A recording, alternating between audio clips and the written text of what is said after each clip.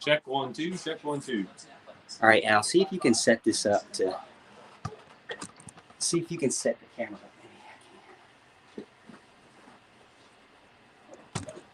Yes. Can you hear me? Awesome.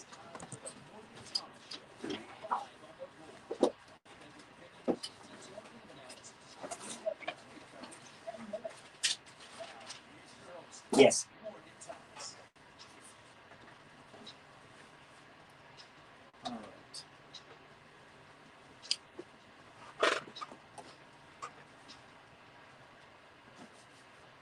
What's up, everybody? It's Thursday night, and you know what that means. The Morgan Thomas Show is live. We are back, and we are in studio. If you're watching over on Facebook or YouTube, you can see that we're in a different studio tonight. We're actually in the Priority One Studios in Clemson, South Carolina, God's country. We made the trip down from Greenville, South Carolina, down to Clemson. So we're joining Ramona in the studio. Ramona, thank you so much for producing our show this season. We really appreciate it. Again, it's the Morgan Thomas Show. I'm your host, Morgan Thomas. And alongside me is my good friend and expert picks against the spread man, Big Al, Alan Adams. Welcome, Al.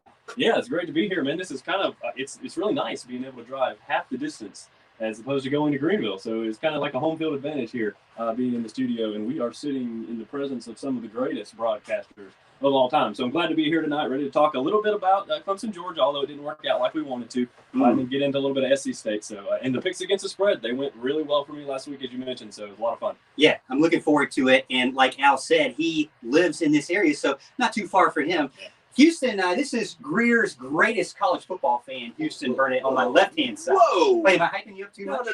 Wait. Greer? Come on, man. Like, we're talking about Taylor's. Oh, excuse me. Taylor's. On. I'll have to think of something that rhymes with Taylor's. Yeah. But Taylor's greatest sports fan here. Exactly. Yeah. You know, and with the headsets on tonight, I feel kind of like I'm sitting in the booth getting ready for a game. I feel like I'm about to go live. Be like, welcome live to Clemson, South Carolina tonight as Clemson takes it. Whatever. It feels good to be here. I used to be an intern here, so this is kind of wild to see the setup now. So I'm super excited for the night. You can kind of feel like Alan said, you can feel like maybe we'll have dreams tonight of us going to ESPN later. Maybe we'll be an ESPN host. You never know, right? The possibilities are endless. Now, let's go ahead and get into it because, like I said, we are YouTubers at heart, and as you know, I like to talk a ton, but Ben Millsett only gives us an hour. So we have to go into it. And it's hard to follow Walt. So let's go ahead and get into it. But I wanted to go ahead and just lay it out there because a lot of the fans know that follow us understand that we not only like to talk a big talk, but if we're not right, we also can be man enough to admit when we're wrong. At least I can. I don't know about you guys. I'm not going to speak for you yet.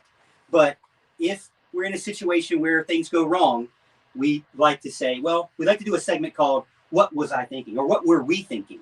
And, you know, with Clemson coming off of a loss that was pretty controversial, at least from the Clemson fan point of view, and a lot of upset fans out there, especially on social media. Please stay off of Facebook if you're a diehard Clemson fan. Some people will just upset you quite a lot. But what was I thinking post Clemson Georgia game? I'll go ahead and say it. Now, I will say this before I get into it any further. We are going to be live on the Vive broadband phone lines, hotlines, 864-654-7627. So last week, we had Georgia fans call into the press box to complain about not being able to jump down my throat for all my Clemson outlandish predictions. That's right. Which, you know, I'm Clemson homer. I'm wearing all Clemson here. But I can admit that. But now we have the phone lines open. Hopefully I don't screw it up, but we have the phone lines open. And we're going to allow you, Georgia fan, Clemson fan, South Carolina fan, whatever you are, whoever you are, we're going to allow you to get in. So make sure you do that, 864-654-7627. We didn't do that last week. We're going to do it this week. But what was I thinking? All right, Al. Clemson wide receivers were going to have a big game. That came from my mouth. Now, Joe Ngata did have over 100 yards. That's what Walt just got done saying on last show. But as a whole, Clemson's wide receivers did not have a big game. That was a big wrong-o on my point. Now, I'm going to go ahead and admit that. Were you guys shocked as Houston, I'll start with you. Were you as shocked to see that really Ngata was the only breath of life? for the wide receiver core? In a way, yes. I think we'll talk a little bit more about the game plan offensively later on, but I feel like part of what I wanted to see accomplished was see Clemson come out similarly to what Ohio State and LSU had done, adjust on offense and use what Clemson has position-wise at wide receiver to their advantage. You have what we perceived as a deep wide receiving core, what we perceived as loaded with talent, and Clemson is loaded with talent, but it just didn't come to fruition. A lot of bad routes, a lot of long progressing routes. So a lot of inventiveness that didn't help the wide receivers, and a really lackluster game from one of your stars. Yes. It was definitely a surprise. Al, you agree? Yeah, I do agree. I was glad to see Ngata have a big game.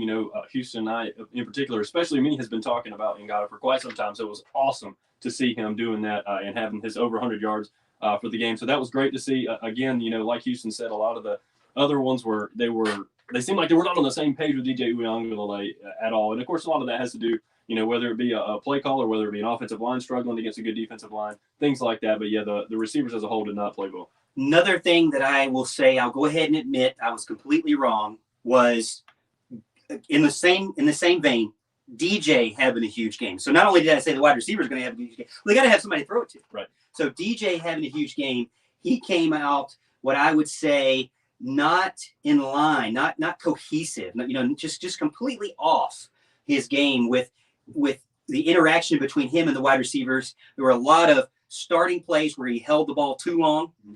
There were a lot of plays where he threw the ball over the wide receiver or maybe misjudged, or they were not on the same page. Justin Ross went in, he went out. Justin Ross went out, he went in. And it seemed to never correct itself. It started at the beginning of the game. It went all the way through halftime. Hey, Al, they only had 2 sacks at the end of the half. So, Clemson only really was sacked twice, but it was like nothing could get going. So, was DJ surprising to you, Houston? Yes. He was really surprising. I do think that the beginning, that first drive really set the tone and really, really flustered him early on. When you go back and watch the progressions of that drive, especially on the play that Dabo mentioned in his press conference where they had a wide open touchdown that was just missed, knocked down. Either way on that particular play, you either had a 30 or 40 yard play or a touchdown, and that ball got knocked down, and then you follow it up with rolling right into a sack. That's just setting you up for a frustrating night, and it just kept going and kept going. And then when you elongate that situation with as bad of play that the wide receivers had that night, and as bad of play as the offensive line had, it's not surprising as time went on. It's just surprising to see it play out. Yeah, you get kind of frustrated, especially as a fan. You think, well, what were they doing all of August? They seem so off of each other. It seemed like they had never even went out to lunch together. Maybe we start there. Maybe they go get breakfast at Waffle House or wherever they choose. Hopefully something healthier than there. But then they go to lunch together. Maybe we get some meals together. Family that eats together. I don't know where I'm going with that, but it'd be better results on the field. I'm sure. So I also said Clemson, Georgia felt to me like Florida, Georgia 2020, where Florida scored 41. Georgia scored 28, I believe. And so I thought Clemson would do better and score 49. 49-28 is what my prediction was. Now, I know you Georgia fans out there are like, look at this guy. We're going to rub it in. But hey, again, not only is this a show called the Morgan Thomas Show with Big Al and Houston, but also it's your show too. So you can get in, you can get on the Vibe Broadband hotlines, you can get in on the chat on Facebook or YouTube and let us know. But I am not afraid to admit that, you know what, that score was completely off. So I don't remember what your guys' scores were, score predictions towards the end. But Al, what was your prediction and what do you think? Well, it was 27-23. I thought it was going to be a lower scoring game than a lot of people thought. I had no idea it was going to be 10-3. And nor did anybody else. I expected DJ to play a lot better than that, as you were mentioning with Houston earlier. I think he looked a little timid at times. He held onto the ball a little bit too long. And I want to make it very clear, I think DJ is going to be just fine. And I think this is definitely the week, to kind of get back into the swing of things, as well as the following week against Georgia Tech. It's a good time to get right, so to speak. And I think he will. I think he'll do just that. It was a rough night, when he had the calm demeanor and the great quote he had after the Boston College game when he came in last season. You just kind of get this sense about him that he's got the swag, he's got the calm, cool, collected kind of feel to him, and you just didn't expect that kind of look in his eyes from this game? I think the great thing is he immediately came out and said, you know what, it was me. Right. It really was me. Even Big Dave, his dad, came out and said, hey, you know what, my son didn't play a good game. Mm-hmm. And I think that's what's unfortunate from some, I would say, bandwagon fans who don't understand what it takes to make a dynasty, and maybe some of them are Georgia fans pretending to be Clemson fans, to just rub it in a little bit more.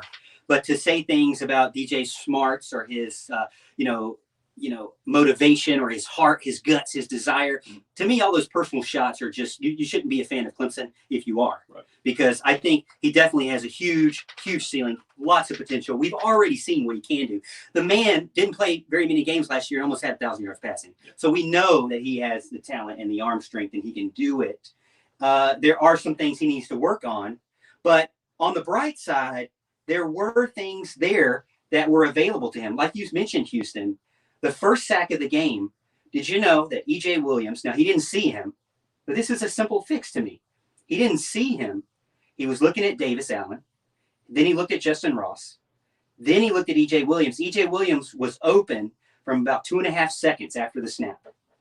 He didn't see him until 3.5 seconds and then got sacked at 3.6 seconds. So he had relatively a good amount of time to make a decision, but just didn't see the right player at the right time. And little things like that, less than a second, make a big deal when it's elite team versus elite team.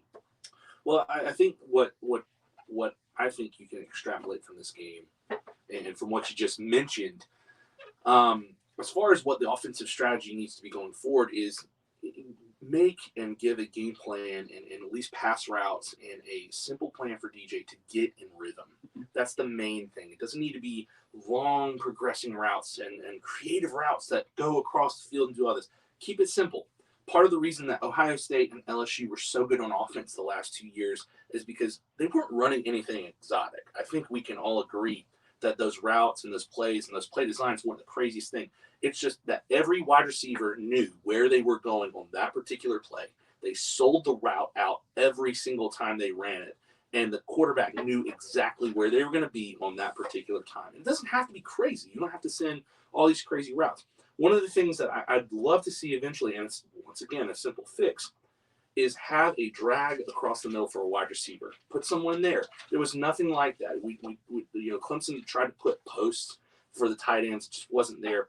Clear everybody out and let somebody like E.J. Williams, assuming that he's able to play, come across the middle, catch that, or Justin Ross or whoever, and DJ will feel a whole lot better putting that out there to them with a clear middle of the field. And a lot of times on third down, you can get a first down out of that. Going back to, and I want to get into that, the open receivers, the what you would like to see. And I think it's great, as you both mentioned, the next game is a perfect game to see those types of plays, to see him at least be able to connect with that wide receiver, feel like that they're buddies again, because I know they are, but just feel like that they're on the same team again, because that game made it feel like they really hadn't been on the same team very much. And so that's unfortunate because I know that's not true, but I know they want to get out there. I mean, if you're on that team, you're probably saying, Al, let's go play tonight. Yeah. Because I want to make it up right now. You know how it is to be a player. So it's like, I need to get out there and play. I need to make this up. Now they have to wait, and they probably won't get much time because it's SC State. To mention, the previous caller said, what's the score going to be? Well, on average, I believe Clemson beats SC State like 55 points or something like that. So I don't think it's going to be a difficult game at all, but it'll be a game where there definitely needs to be some adjustments made. Now, for the first thing is, I did go back and look. In 2018, the NFL draft, this is from Pro Football Focus, the average time to throw for a quarterback, Baker Mayfield, Oklahoma, 2.98 seconds. Sam Darnold, USC, 2.60. Josh Rosen, UCLA, 2.60. Mason Rudolph, 2.58. Lamar Jackson, 3.05, which I think is a little bit difficult with him because he's such a runner. Mm-hmm. But Josh Allen, 3.08. He's more of a runner too. So with DJ being a pocket passer, we see that. We see that that's kind of what his natural tendency is. I still think that he has time. Again, like the first sack, he had 3.5 seconds. I know that the offensive line struggled. I'm not saying that they didn't struggle and they don't have things to improve on, but there were times where he had time. And so it's just understanding that internal clock. knowing when to get out of the play, knowing when to throw it out of bounds, maybe knowing when to scramble, knowing when to roll out. Trevor Lawrence and Deshaun Watson, you really didn't have to teach that because Deshaun was gone. He could feel it. He was gone. He still does it in the NFL better than most other quarterbacks that's ever played the game. So Deshaun is one of those things, unteachable things. Trevor the same way. He would even roll out to his left more often than not, which looked awkward throwing across his body, but he could still do that and be able to chuck it down the field, 50 yards. I think DJ can do the same. He ran the ball a lot in high school, so we know that he can do it. It's just getting him back into calming down, understanding the situation, understanding the internal timing of that. But going back to your point, Houston, it's hard. It's hard with timing when it seems like majority of people are going deep. Now, I went back and looked at the first half, and I watched every single play about 3 or 4 times and wrote down the exact routes that I could determine, right? And what I said was that there was only like 3 or 4 across the middle plays, right? And so there needs to be more across the middle plays. But we'll get into that. We're going to talk more about what we think happened and get into our picks against the spread. I know you're excited for it. This is the Morgan Thomas Show on 105.5 The Roar. I have it in 1920. Yeah. Same. You gotta time it. I'm trying to make sure you hit your brakes. All right, let's see if we can get it. Is the audio working over here? Hopefully everyone is enjoying the show so far. We are from a different studio here, and we are live. And I think it looks like people can hear us. So we got about 27 people watching across Facebook and YouTube. Thank you so much. So it's kind of weird that I'm like right here in the camera, but we're trying to work it out. Yeah, no. Trying to get a good spot. Go like that loud, but I was just like, I'm just getting nervous. Roy made me nervous when I did that when I was in. It was spring 2013. I sat next to you for 6 months. Yeah, you're a very forgettable person. Yeah, that's true. He is a forgettable person, but he will remind you. Let's see if we can. Yeah. I mean, it's all right. It's all right. I used to Walt let me talk a little bit. Healthy. Yeah. Al, what do you got in the comments so far? We got. Yeah, a lot of interesting stuff that probably don't need to get to. Well, we're going to say it. Well, we're going to talk about it while we're on break. Now, again, if you're watching on Facebook or YouTube, hopefully you can hear me in the studio. It sounds like you can hear us. We are going to go over our thoughts and your comments while we're on break. So, if there's anything interesting, Big Al, again, if you have any, if you're upset, have any emotional outbursts.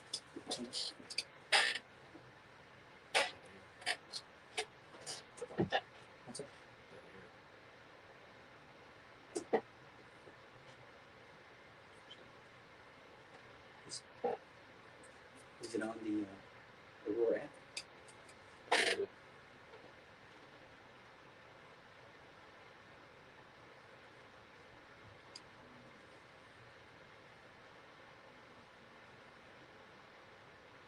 Oh boy, yeah, come on, bring Walt in. You must have said something like I don't. During times when they really can't Okay, I can't hear the commercials or anything. Is that okay? Oh, okay. Yeah, but they can't hear. They can't hear them this time. They're on. They can on the microphone. Yeah, that'll be helpful.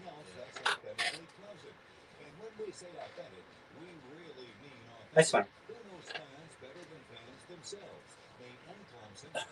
So yeah, Walt's gonna come on. Do we want to? He's gonna tell me how it is. But let's get Rory first. We are gonna get Rory because Walt's gonna tell you. He's yeah. So I'm thankful that we had this opportunity. Walt is gonna for dinner.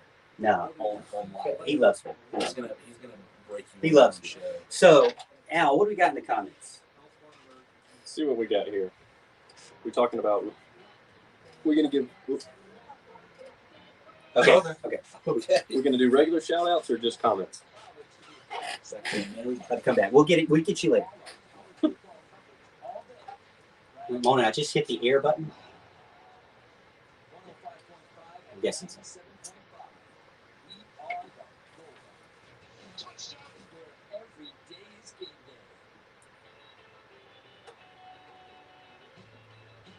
Okay.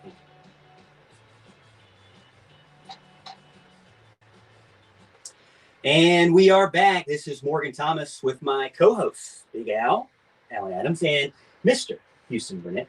We are talking all things Clemson football, and we're going to get into our picks against the spread because we got to try to beat Walt Deptula and the rest of the team, the rest of the regulars as we go in. Now, I know we're 5-5 starting off the first week, so we'll try to get into it. This is our segment number 2. Again, we went back with the, what were we thinking, which, you know, I had a lot of things wrong, but we actually have a celebrity. The one and the only Walt Deptula is getting on the air with us. So, Walt, this is kind of weird. Have you ever been a caller on a show on your own radio station?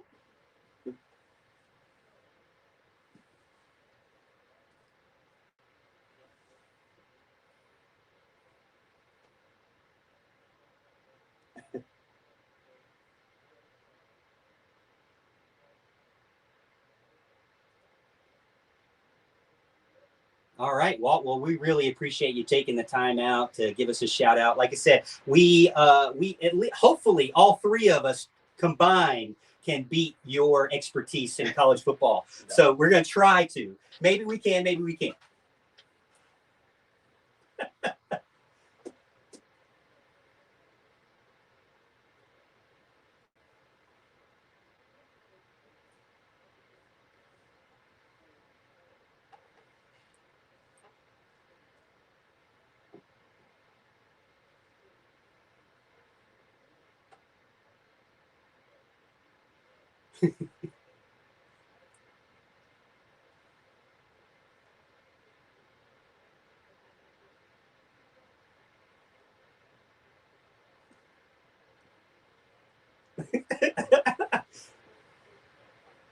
Yeah.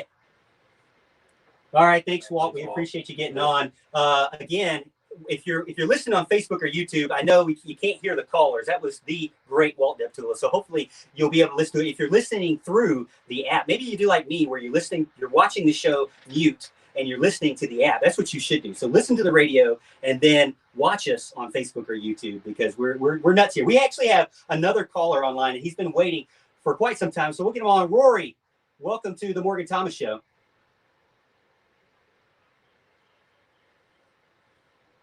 Rory, we really appreciate you getting on. What's up?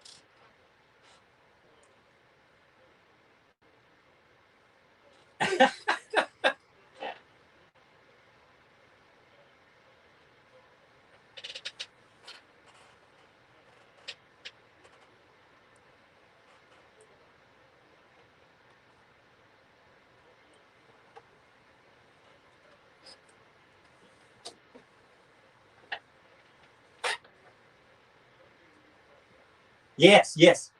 Well, I'll tell you what, Rory, I definitely know more about wrestling than Buffalo, Nebraska. I'll tell you that much. Right? My expertise are limited, we'll just say, very sure, in the entire college football world. But we do have Taylor's greatest sports fan here with us, which is Houston Burnett. Houston, let's answer his question first, because again, I can go into AEW, which you did. If you didn't see All Out, if you didn't see the last pay-per-view, probably one of the best ever wrestling pay-per-views I've ever seen. Go on to Bleacher Report Live, pay for it, because it's worth it. It's worth it. All right, that's all I'm going to say, Houston. Now, back to you. Yeah, this is taking a turn already in the second segment of the second show. All right, I'll get to Buffalo, Nebraska. I know a lot of people don't really keep up with the bastion of action that is the Big Ten versus the MAC. But what I will say, if you're looking to play a game, this is not it. Do not play this game. The line at 14.5, I actually think that's kind of right around where it's going to be. Buffalo's not a bad team. You have a lot of holdovers from the Lance Leipold era.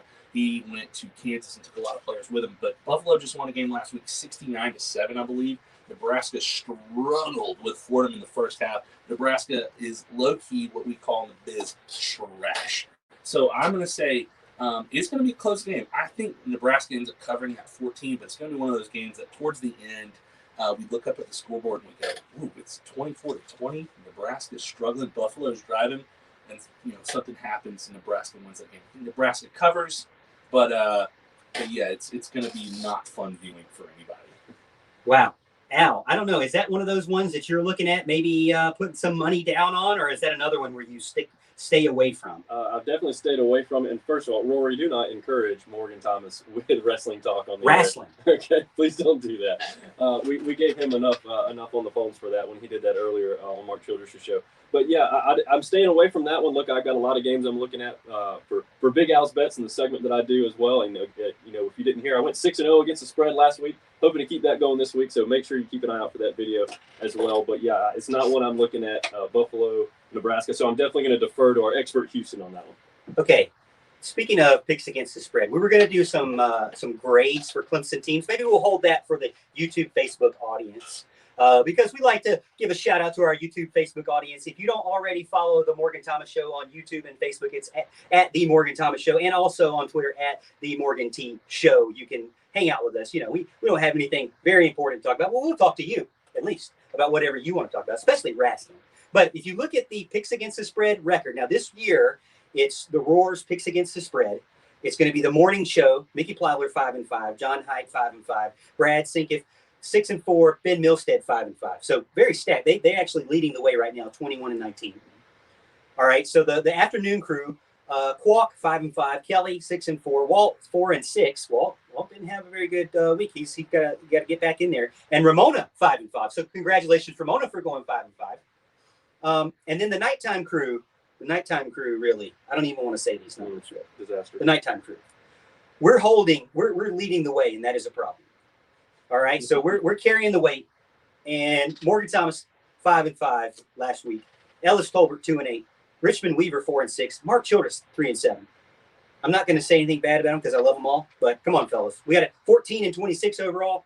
The afternoon is 20-20. We got to get this. We got to do better than this, and we're going to get in and discuss our picks against the spread. And so I want to talk about a couple of games that I feel like are locks this week based on what Kelly sent us. So Kelly sends everybody 4 games that are picks against the spread based on Wednesday night spreads.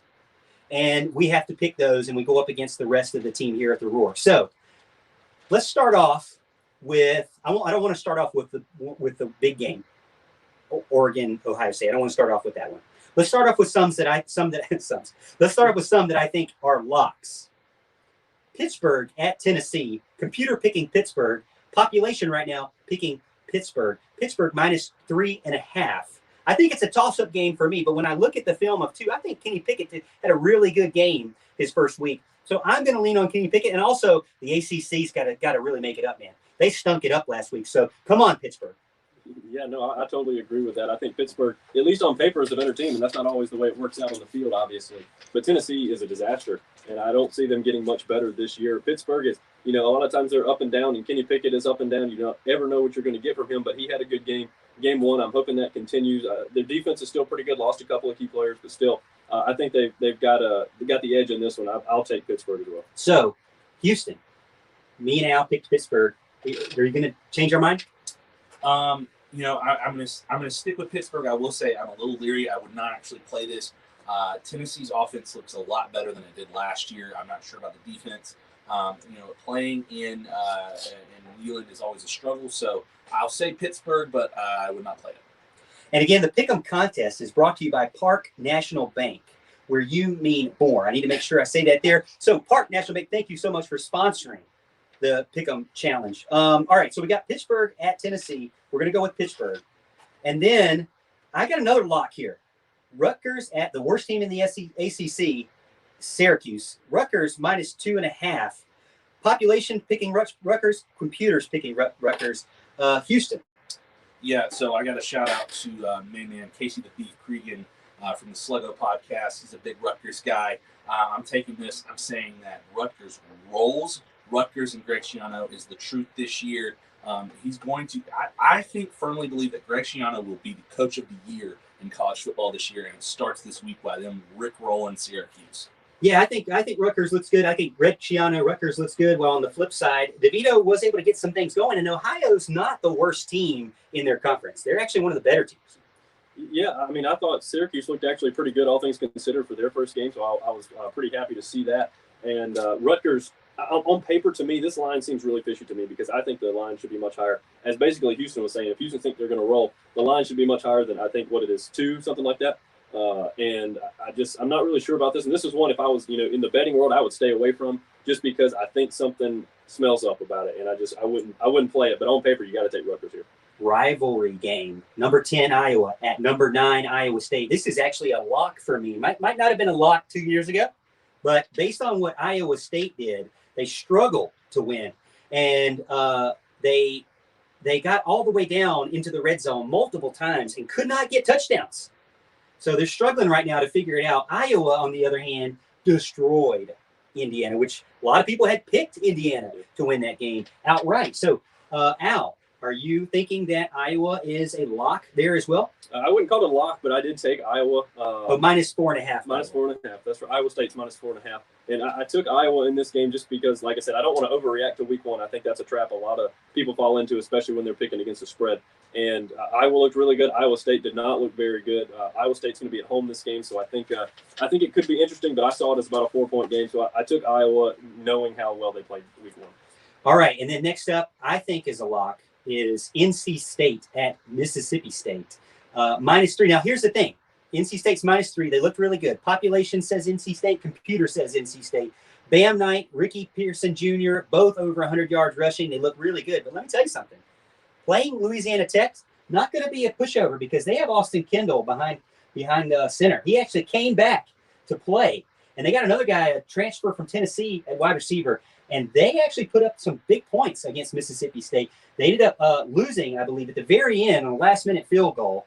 But NC State, to me, is a lock minus 3. What you got? And so this is NC State, Mississippi State. Correct? Yes. Okay. Yeah, in this one, I'm going to take NC State over this one. I think they're the better team. I will say I'm a little leery when it comes to it's another one I wouldn't play. Mike Leach, it's Mike Leach. You never want to see him across the field from me. He's an offensive mastermind. With that being said, their defense is not very good. Mm-hmm. And I think NC State's going to run very, very wild on them. I'm going to take NC State. I don't expect Mississippi State to not score, but I think NC State's just a better team overall. I think they can win by 3.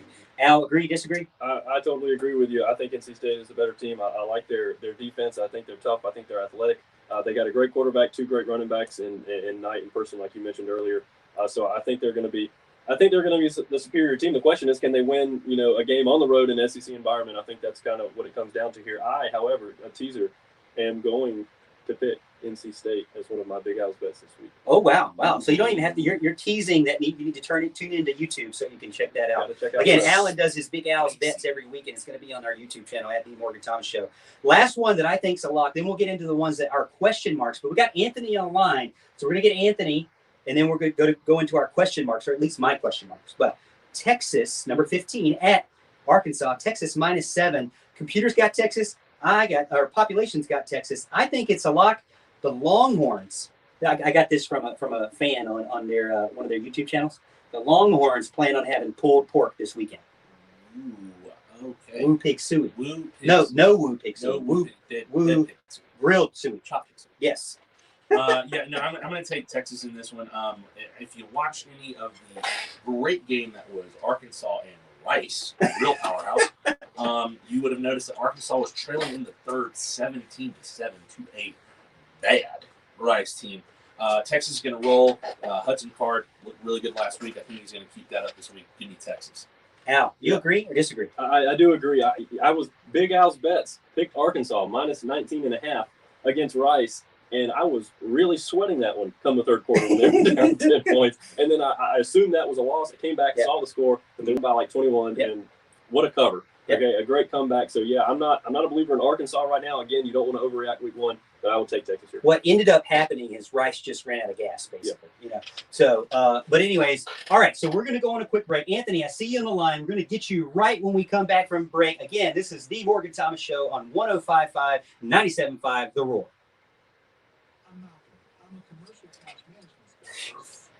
Man, these headphones make it hot. A minute ahead here. Huh? A minute ahead. Big All right, guys. what we got in the chat here? What do we got in the chat? Who do we have in the chat? Let's see. I guess they can hear us. Hopefully so. It doesn't sound like they can't hear us. Yeah, Billy gets in and said they can't hear Walt, and I think Morgan explained that. You're not going to be able to hear the callers. Yeah. That's just something we're going to have to deal with. We don't have the pipe in for the callers. They're in the headset, and so you won't be able to hear the callers, unfortunately. I'll try to make sure that I explain what they say, but we don't have a lot of time. As you can tell, these 1-hour shows, That's right. they go by quick. But any comments in here on YouTube, on Facebook? I got a little bit on Facebook here. A few of them I'm not going to read on air, but one of them from Evan, you know, they're wanting me and you to say something because Georgia won the game. And I'm not even going to read the comment because those words will not come out of my mouth. So Listen. Evan and Stephanie can just kind of sit tight because that's not happening. They're wanting us to say G-O. Okay. Yes. All right. Well, we'll address that live on air. We'll address that. Yeah, so there's a lot of dog fans that want us to make sure, like, they want us to be a Trevor Lawrence and wear Georgia uniform or wear Georgia jumpsuit this weekend. Not going to do it. Not happening. Not going to do it. We love you, Evan. We love you, Stephanie, but not going to do it. Again, we really appreciate you tuning in. Hopefully, this is interesting behind-the-scenes perspective of what this is. This is the same seat Walt sits in. This is the same seat that Kwok and Kelly sit in. Well, Kelly, I think, sits over there. And Ramona is over there as well. She's on the other side, basically producing the show for us. So we really appreciate her. Houston, can you jump in on YouTube and see what we got going on? 1 second.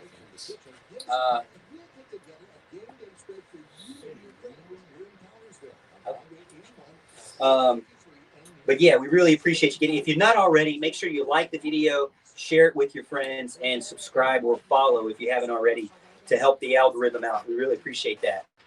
Yeah, we got plenty on. We got Tiger Paul Craven saying what's up. John Chauncey.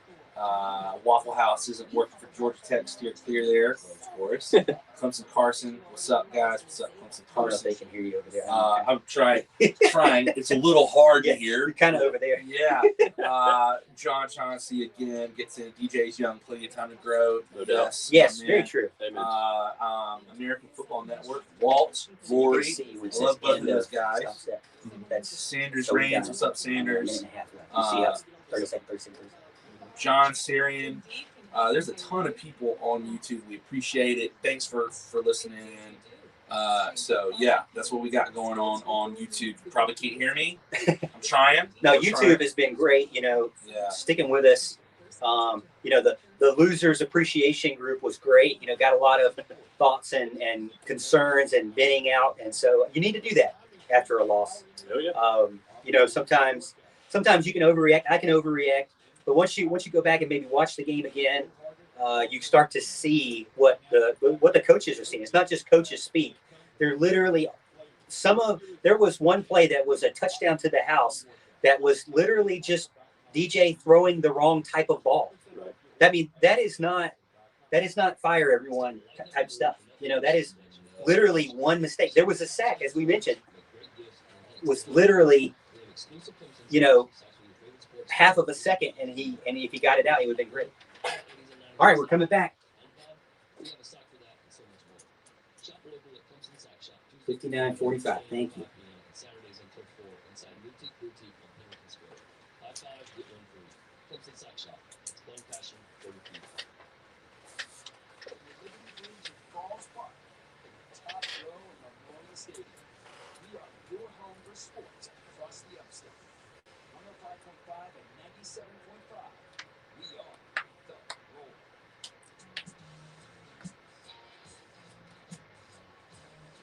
Back again. The Morgan Thomas Show with Big Al and Houston. We're going through our picks against the spread and our challenge against the rest of the Roar. And we're talking about our locks of the week. And then we're going to go into our question marks. There are 5 more games to go through. And we kind of go through them very quickly. Hopefully you have a pen and paper down. But before we do that, let's get into Anthony, who's been patiently holding and being so appreciative of that. We want to get you on right as we get back from break. So, Anthony. Man, I really appreciate it. I'm very thankful that you held on. So what you got?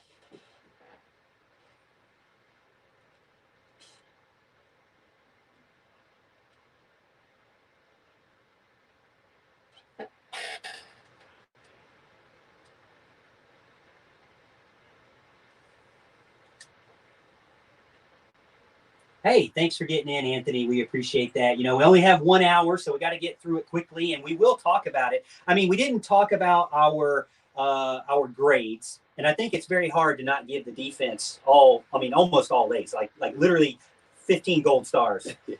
I think after that game alone, most of the defense has half a helmet of Tiger Paws, after a game like that. But on the offense, I did have a lot of low grades, and I will say that it is spread out between the offensive coordinator, the blocking scheme, the offensive line, the quarterback, the wide receiver route. I mean, there's all kinds of things that you can say negative. And again, to Anthony's point, on YouTube, I did a loser support group on Sunday.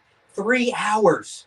Fans kept calling in, kept coming into the chat and talking about their grievances.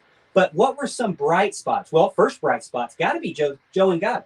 Got to be Joe Ngata. There is a connection there. Now, we wanted there to be a connection with E.J. Williams. He only got 1 catch for no yards. They wanted there to be a connection with, Galloway. He didn't get very many catches. We wanted there to be a connection with Justin Ross, and they screwed up so bad as a pick 6. But the bright spot there is that the ship's not sinking, because Joe Ngata, who's a guy I've challenged to show up during the offseason. We need to see him. He's a big 5-star guy.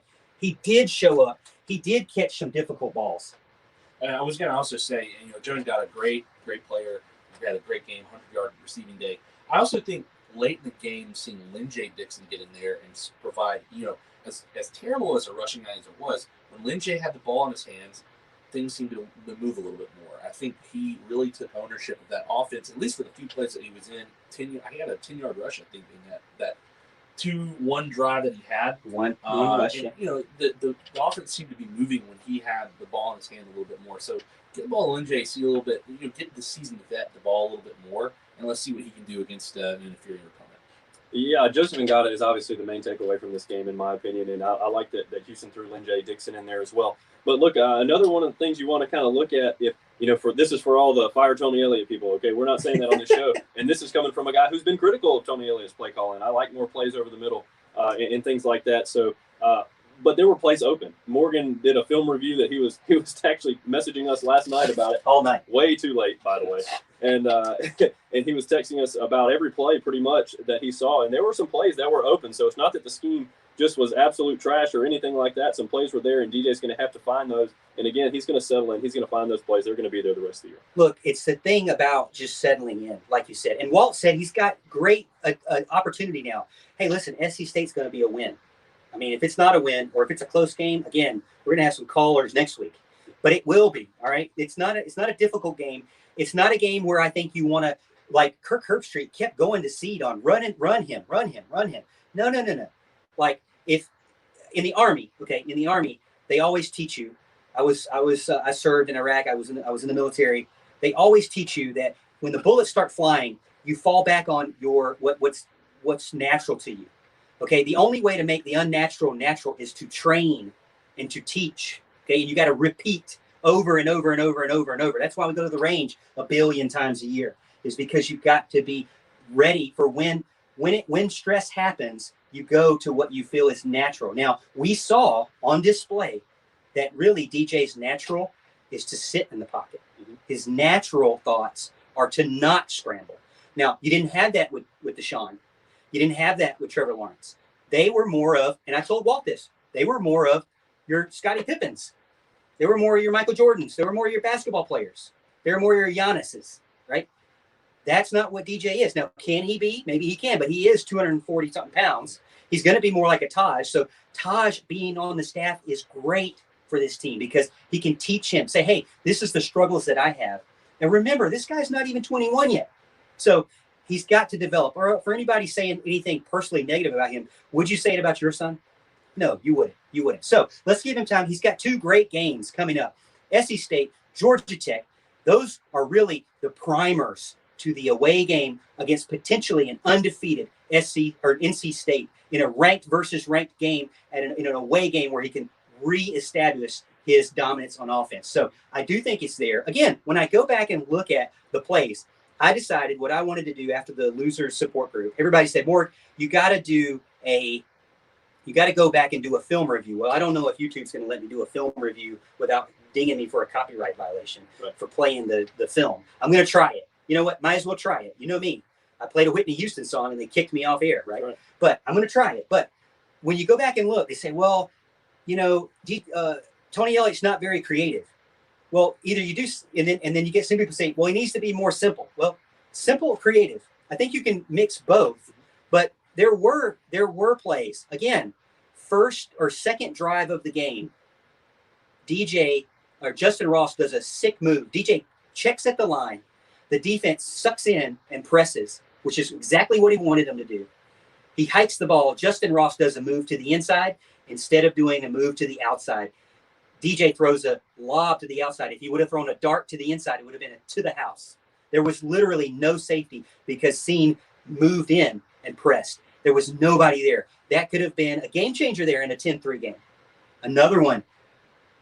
Davis Allen gets open 20 yards down the field, middle of the field. We always talk about nobody ever goes to the middle of the field. They do kind of deep go down the middle of the field. Guess what? Ball batted down at the line. You know what? Now, for whatever reason, Deshaun Watson was great at not getting his ball batted down. I'd love to see Deshaun come and teach him something, or maybe even Taj. There is a technique. Now, I think DJ does great with doing pump fakes, but he's got to figure out how he can do these pump fakes, but also not get the ball batted down because, man, that is such a momentum deflator. You know, again, momentum deflators. Avoid those at all costs. Avoid the pick sixes. Avoid the momentum deflating turnovers, and avoid these like drive stopping ball batted down things when there's a guy open. You know, just that little frustration compounds, and I think that's what you saw Saturday. Yeah, no, I think you're right. I think it's good to have somebody like Taj around because I mean, look, someone who has experienced what Taj had. Taj had some games similar to what DJ had, and that's not a knock on Taj. Taj learned from that, got better. Finished out his career with wins over LSU and Ohio State after pretty bad games against South Carolina, and he was able to follow that up. So I think that kind of voice for DJ will only help him out in the future. But yeah, that's he's young. He's got a lot of time. Anybody who's throwing the kid under the bus, you need to get off the bus because he's going to be okay. I also go back and look. You got to be careful because you go back and see those comments on Facebook or see those on YouTube. We get them on our show. You got to go look and see who they're following. There was one guy talking about how Clemson was going to get destroyed, and he didn't think that our, quote, team was going to do good. Speaking as a Clemson fan, turn around and go look at who he's following and who he's liked. All Georgia shows and all Georgia pages. Well, of course, you're a covert ops right there trying to just make us mad, right? On the flip side, if you're a Clemson fan and you say, well, I've been around since Deshaun Watson years, that's another thing. Don't talk about the dynasty or that the house is burning down when all you know is Deshaun Watson, okay? And I respect those old school guys that get in and say, hey, listen, you don't know anything unless you've known Ken Hadfield, unless you know Tommy West, unless you know Tommy Bowden age, unless you know those ages, right? I get that. You know, those are times where Clemson has gone through adversity and built up this program. Like Walt said, they built up the program from a team that could struggle to win 9 games, struggle to get to 10 games. It was very difficult to even get in the ACC championship to a team now that has gone to the ACC championship the last 5 years in a row and won them. So I think, again, a lot of positives to look forward to, and some people get in here. I got some people on the text line actually saying, hey, the fact that he didn't cave after 7 sacks and he's still going to practice and ready to go is a big deal too. That's for sure. I think it's time to just take a step back. Again, just what I want to see from SC State, the game. Mm-hmm. What I want to see, because we're not gonna get to our picks against the spread now. But we're a Clemson talk show, so it is what it is. And if the callers want it, the callers want it. But what I would say is, what do they need to do going forward? I would say I'm not so much concerned about DJ running the ball. I don't want to see him run too much against a team that is going to be a warm-up game, right? I want to see him just get on the same page with Ross. I went out and said in front of everybody that Georgia was going to get Rossed, and I was wrong. But I'll tell you what, one thing, I would rather be wrong and wear orange than right and bark at other humans, because being a grown man and barking at people should be not allowed. Totally agree. I'm kind of coming from the same place you are. Look, as far as this game Saturday against SC State, first of all, major shout out to the man formerly known as Four Paws Wild Bill. I could potentially be going in his seat, so I would feel really, really special if that were to happen. And I expect to see a lot of good things from Clemson this week. Again, this is the time to get right. It's SC State. It's an inferior opponent. I want to see DJ be comfortable in the pocket, go through his progressions, be able to hit his receivers, being on the same page with his receivers. Again, receivers making the right reads as well as to what route needs to be run. And I actually do want to see DJ run a couple of times just so he gets comfortable. I think if you're going to try to get comfortable against a team running the ball, this is a good team to do that. Now, I don't want to necessarily see him run the ball 10 times, but 3 to 4, I'm all for, and get down. Yeah. Make the play and get down. Okay. Stay healthy. That is the key, staying healthy. I also want to see the defense. I want to see the defense get some sacks. Okay, because I was thinking that they were going to have some more sacks against Georgia, even though Georgia's known for their offensive line as well. But I was hoping they were going to get to the quarterback a little bit more than they did. They got good pressure, but as far as taking down JT Daniels, it didn't happen as often as I would have liked. So I want to see Xavier Thomas or Miles Murphy have a big game. You definitely don't want 7-1 anymore. Right. That's for sure. But Miles Murphy got a great sack there in the defense. Again, you want to see more Makuba. He's going to play now because Landon Sanders is injured. So he's going to be out there even if Nolan Turner is out there. So you're going to get to see those two guys. Man, what a great, great freshman. Yeah. I mean, wow. Makuba really showed out. Now, we could brag about the defense all day because James Skalski was all over the field. Balin Spector, everybody rags on him. Why we got him out there? There's people on the bench better. I don't think so, bro. You need to watch what he does. He got an interception, and if the offense would have just taken a knee 3 times, they would have got a field goal. So he was a huge factor in helping change the momentum. The offense couldn't take advantage of it. But, again, so many great things. Houston, what do you want to see from really, I would say, the next 2 games, not just SC State? Well, the first thing, it's not even really football related. The first thing I want to see is a full stadium of fans. Mm-hmm. I want everybody within earshot of this. Hey, if you got tickets, go. It's back. Get back to the stands. Celebrate Clemson being back and celebrate being able to cheer on your team. And that's probably the biggest thing that I can say. I'm super happy about being able to go tailgate, be with family and friends, and being able to see everybody in the stands on Saturday. So that's number 1. 2, I want to see a touchdown. That's the main thing. I mean, you can't really get any worse than what you did on last Saturday night. Score a lot of them. Hey, I don't care how you do it. If you want to throw 4 go routes every single play, score 80 in the first half. I don't care. Just score. I want to see touchdowns. I know that Clemson's capable of doing it. And then to echo Alan's point, let's get some sacks. Bring 11. I don't care what you do. Bring the house. Let's go for dunks and 3-pointers this entire game. That's what it needs to be. Yeah, I'm interested to see. I mean, I think that when you look at this game coming up, again, I'm not going to be at this game. I'm actually going to be at the Georgia Tech game. So that'll be my first game. Then I'll go into the rest of the games. And then I'm taking my daughter to the UConn game. I think that'll be another blowout type game as well. But again, I think Clemson has the tools there to repair what's there. Now again, how much my one thought about this, because we're getting close to time, is, there is a situation where, is Clemson getting so used to playing with the lead that when they're not with the lead, it's kind of a little too uncomfortable? And how do you simulate not playing with the lead? That's my only thing. Like, you're not going to simulate being down a bunch of points or, being stuffed a bunch of times. It would almost be good to maybe hopefully start from the 1-yard line or something, just to at least. Now I know they can simulate it in practice, but let's be honest with you. I've been to practices before, and they're not going to go 1,000% like they did in a real game. But I do think that there's going to be situations where they need to have some adversity And so what can they do when they get punched in the mouth, you know? And maybe they'll get that from NC State in the away game. That's what I'm saying. Let's build up on what we can now, or what they can now, and then see what NC State brings to the table, because, you know, they're going to be trying. They got 2 great running backs, as you mentioned.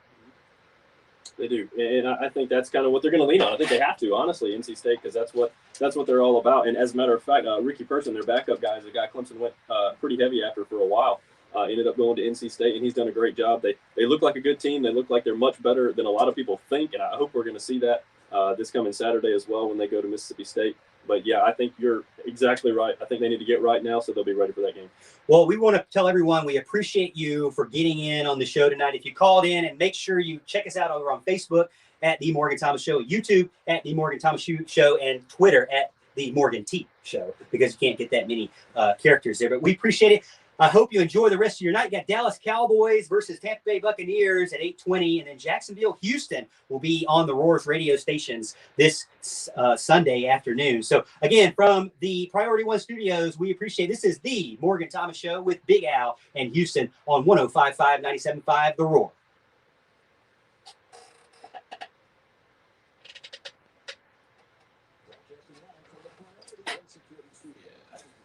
Thank you. Appreciate it, Ramon. Thank you so much. So, Those headphones are hot. yeah, they are. So a couple things. He said, And this isn't anything bad, just what's going on. One, Clemson just beat South Carolina in women's soccer. Oh, man. Were they playing take here? Two, Joe Biden just put in a vaccine mandate for any employers of over 100 people. That's Verizon. Yeah. So, I wonder if that counts the SCDOT. Probably. Yeah. They're already in Employees. government. But your state Oh, government. yeah, I got you. State, yeah. Oh, yeah. Well, My kind of office- wrap it through. My office Yeah, doesn't that have kind of, one. like one time, 2 times, and then through the middle. Yeah. Like that. And then just 3 prongs. Yeah, I got you. And he's also going to start pressuring his venues to have a requirement of vaccination. I don't think that's going to happen. I think that's going to get struck down. Yikes. Yep. Old pants crap and Joe. Well, I'm going to get a McFlurry because that was a good show. I'm going to go get supper. Sweet. You missed it at Backstreet's because it was awesome. I've never eaten Backstreet's before. It's my favorite place in Clemson. The like Backstreet's bar? Mm-hmm. I never went there in college because there was always a shooting there. There was always what? Shootings there. Oh, dude, the food is unbelievable. Yeah. Well, you got to loose change? Oh, by the way, Loose change we're part, still I think. live over here. Yeah. What's up, everybody? Bill gets in. Studio jockeys tonight. Yeah. The Palladial Lawrence Road Studios. Yes, you know exactly where we are. Don't tell people where we're at. We are. Wow, Bill. Okay, bye. The Nigerian Nightmare. Is that Makuba? SCU, great show tonight. Thank you so much. Really appreciate everybody getting in on Facebook and YouTube.